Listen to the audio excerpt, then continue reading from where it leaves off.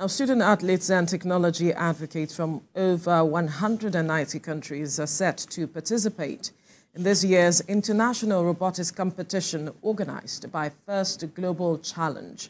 Since its existence in 2018, it has helped students to design, build, program, and compete against each other in an alliance with other teams. This year's theme is, quote, Feeding the Future, end quote, which addresses our food security issues in Nigeria. The game is a simulation of the problem peculiar to the theme and will also inspire the next generation of Nigerian youth in science, technology, and engineering.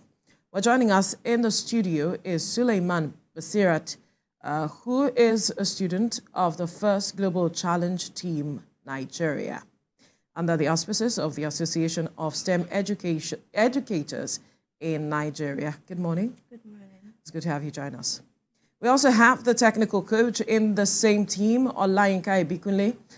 He is here in the studio as well. Good morning. Good morning. It's good to have you join us to talk about this. Of course, we are looking for solution here and there when it talks about anything in particular, be it food security, any issue, climate change, and all of the issues. But talking about robotics now being a solution to addressing our challenges, one will wonder how. If you could explain that to us. Okay, so robotics is about the science of designing and building things to solve complex problems. Robotics is very autonomous and it can be controlled. So all these big problems that we have, humans can only do limited things. All right. So robotics helps go beyond that, and people don't have to put on hands on everything. You just have to put on the robots that will fix all the problems for us, do this, do that. And you don't have to go through all the tedious process of touching things and having to do anything that is too beyond your power. Interesting, because I'll come back to how come you developed interest in this matter of robotics. I know there are women who are into STEM and all of it, but one will say you're young and all of it, and one is wondering, okay, the interest for robotics. But let me come to your coach now. How far has Nigeria come with the matter of, adopting these kinds of solutions to addressing our problems? Yes, we know that we had an Omeife, which was Africa's first humanoid robot, but that was 2022 when the former Vice President, Yemi Osinbajo, launched that. But not much was seen to have been done with that robot, or was there? Okay, there has been so many things that have been done with that robot in the background. However, one robot is not a national solution, right? So far, I would say we are mid-range in terms of adopting these robotic solutions and ideas. What we need basically is to be able to build from scratch. When we have students who are built up and as they grow up, they have interest in these things, they have the knowledge, they have the resources and tools, then we can get a national solution where robotics now applied to every day activity, every human, everything that we need as well. So far, we're not there yet. And that's part of the things that we are trying to do, ensure that the education is available, excite students, get them interested and want to do this, so that when they come, we know that they are very quick with ideas. You can see it on social media here and there. So we're trying to get them educated to the point where they can now bring those ideas into the technology space, and that would eventually improve the country's position on the global scale of technology as well. Before I come to Basirat, let me quickly ask, what was done with the Omeife humanoid robot? So some things were done at the background, quickly.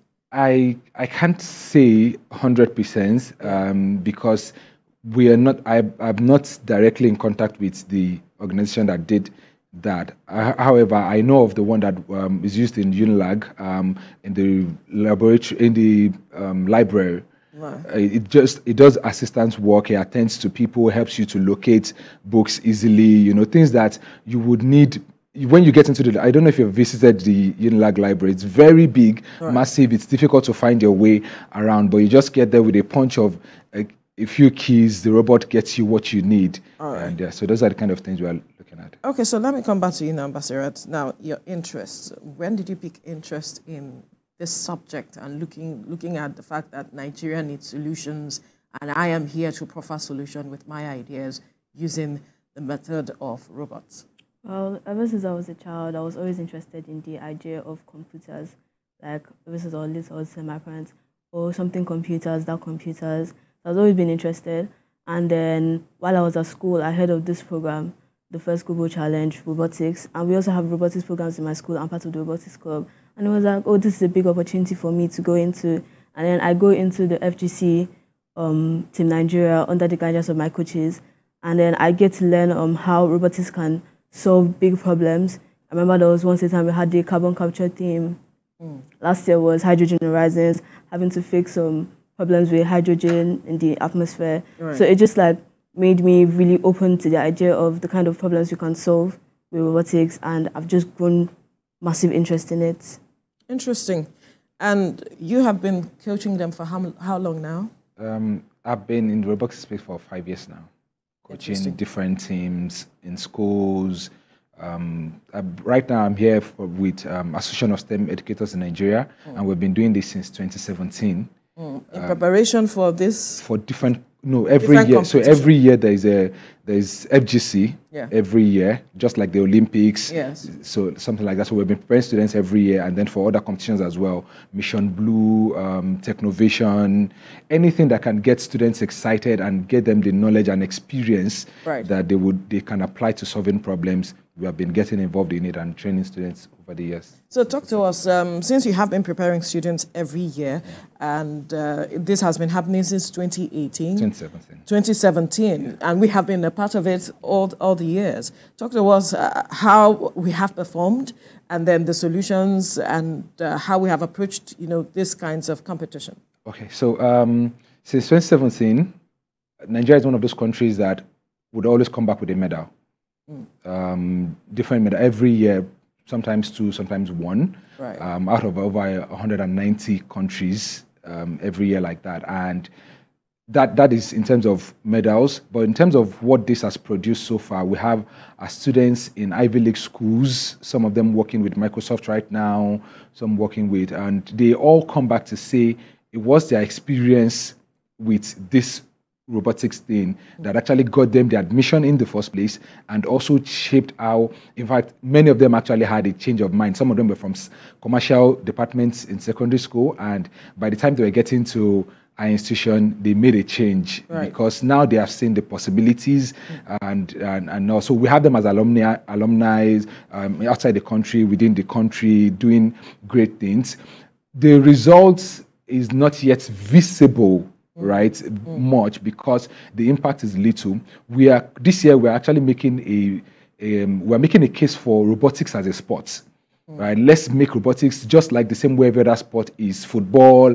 When the entire nation understands this and rallies around this, imagine that in every school there's a robotics team, active robotics team that is currently actively researching and working on robots. In a few years' time, we would see robots becoming a normal thing everywhere around us. Like we see in China, we see children in primary school building things and all. So those are the kind of things. And we see products that they send to outside of their country to different countries. Those are the kind of things that we are hoping for. So we're doing a little bit, and we're also making a call out to everyone and say, if you have the resource, if you have the time, if you have the money, the connection, whatever it takes to, just the same way football gets recognition, basketball, let's give this also. Our children would learn from this. They would build mental capacity, they would build physical capacity, they would learn how to communicate, they would learn how to make decisions, critical thinking, all of those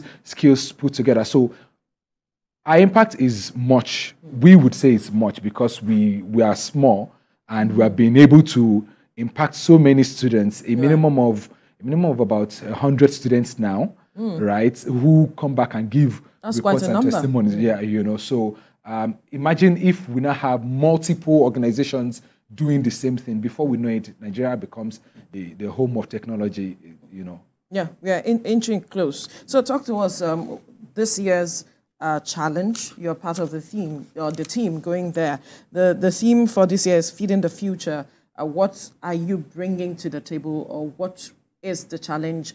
What are you looking forward to with this conference or competition? Well, we know in Nigeria, food security is a major problem. Right. And this year's theme is like a game around this problem simulation, because it's also a global problem. So it's a simulation around this problem. So the game teaches us how we could transport food from one point to another using our robots, and how we could produce energy from food and water. Interesting. So we're like trying to innovate and design around like this problem through the game simulation to fix all the food insecurities in the best way that we can. So that is what you're bringing or taking to this competition? Yes. Is there something you have built to do that, or is it just a simulation? It's just a simulation, but there's another branch of the competition, Okay, which is called the NTE. It's also centered around the theme. You have to come up with a whole different idea that has not been done before, or you research a new idea that is in the market and you try to work on it. So the NTE, every team like works on a particular idea that they want to submit to the world, solving our problem. So every team Nigeria did their own. Our own was a biogas diffuser, modern version of it. We submitted it for the competition, the NTE competition. It's just a new something that you can bring into your country and you can work on as a new product for the market. Is this your first attempt with the FGC? No, it's my second. Your attempt. second. Yeah. So talk to us, if you look at last year's, what did you learn from last year that you're building on for this year? Okay. So last year I learned because we were just new to the whole concept. Right. So I learned how everything works with robotics. I learned how you can build this, how you can come up with the designs, like your design, the engineering process. I learned about it.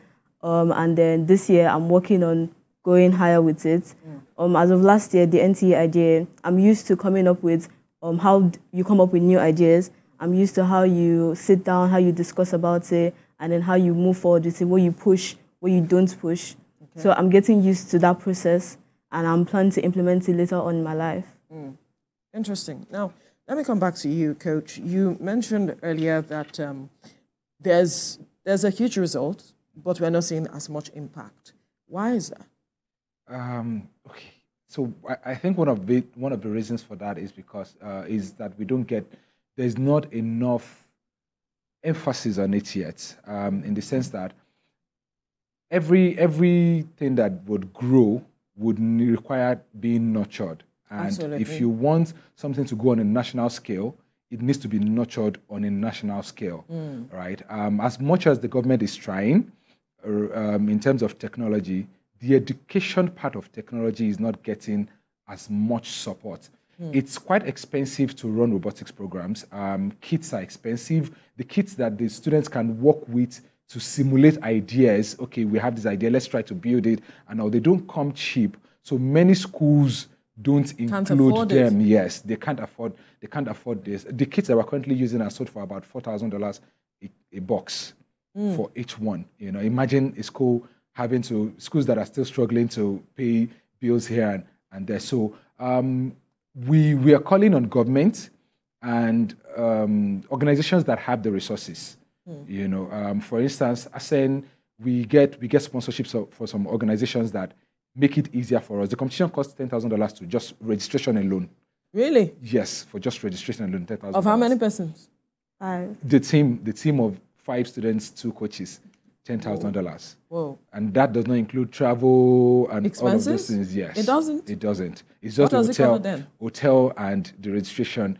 Wow. And the kit as well. So that comes with it. And so imagine what if a school would want to do that, or a parent wants to do that. However, we have noticed that my own experience teaching in schools and all, I've noticed that when parents and school management and the government come together, we can actually get things done.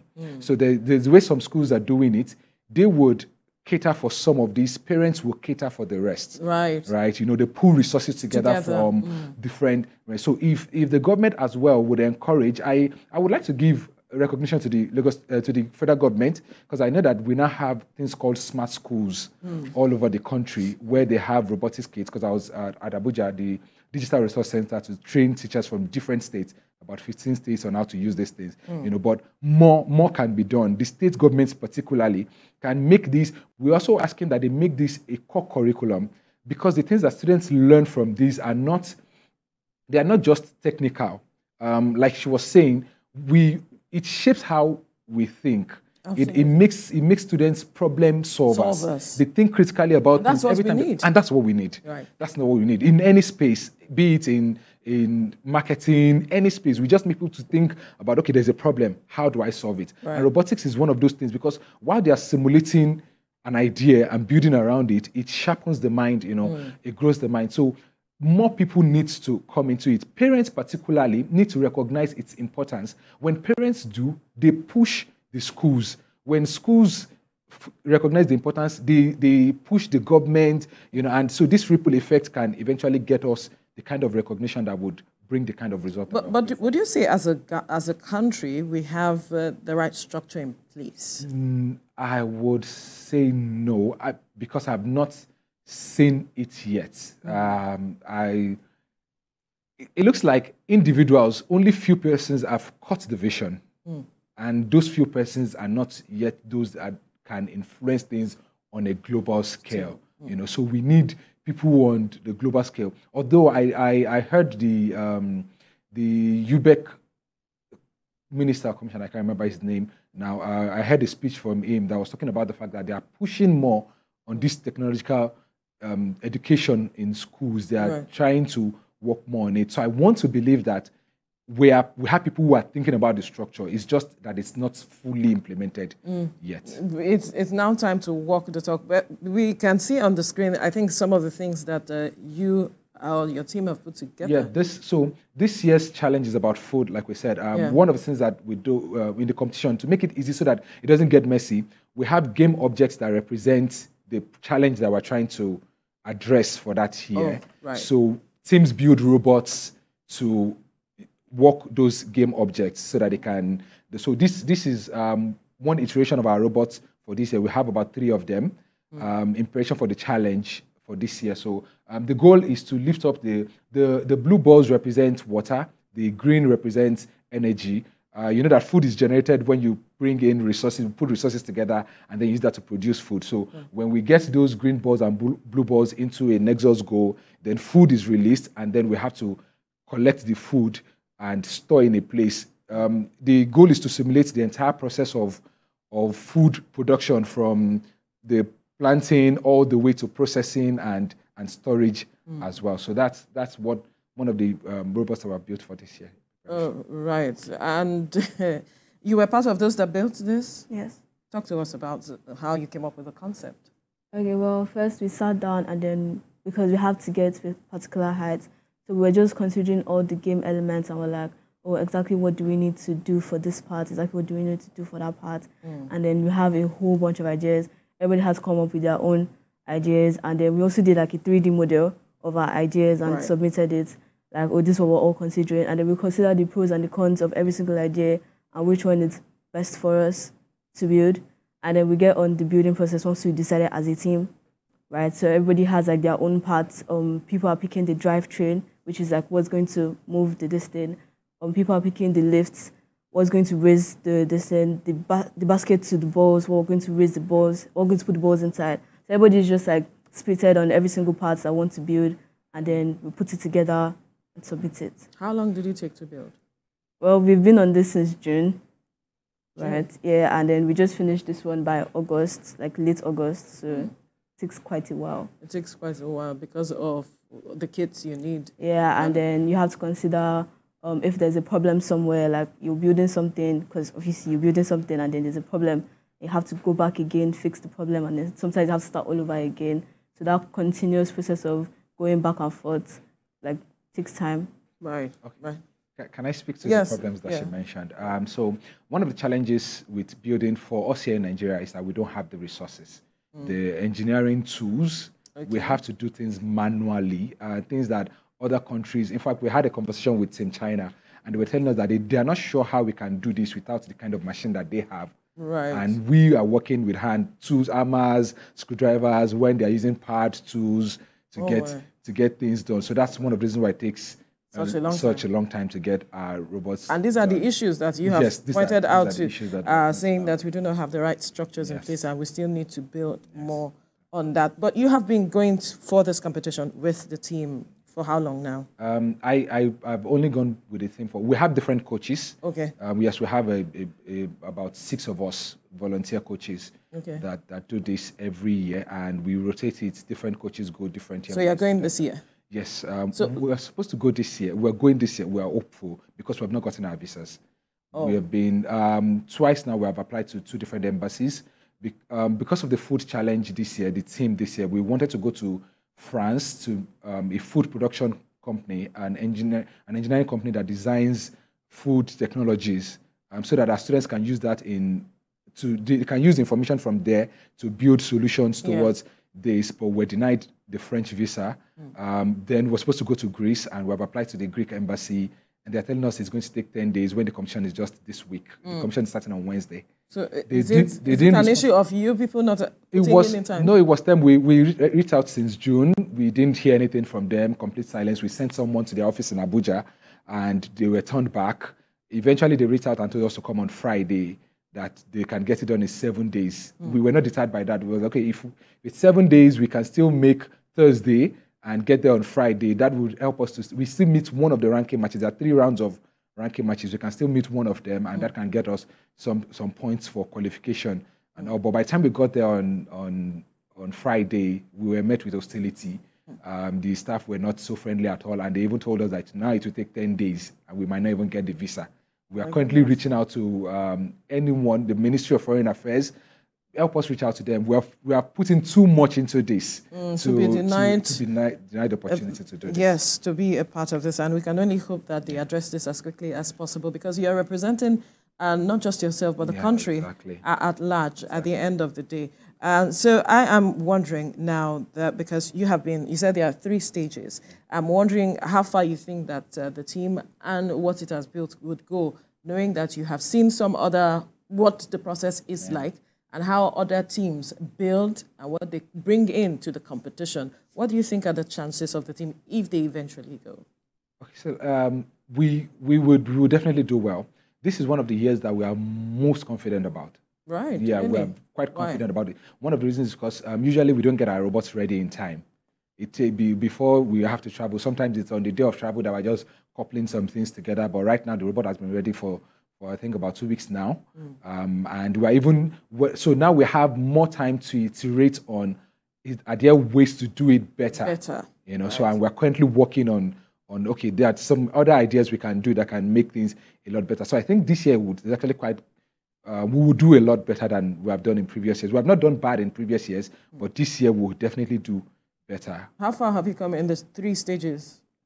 So the stage that we need to get to right now is to build and then practice. Okay.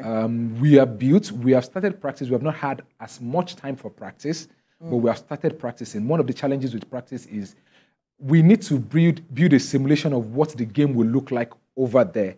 And we have not been able to do that. Why?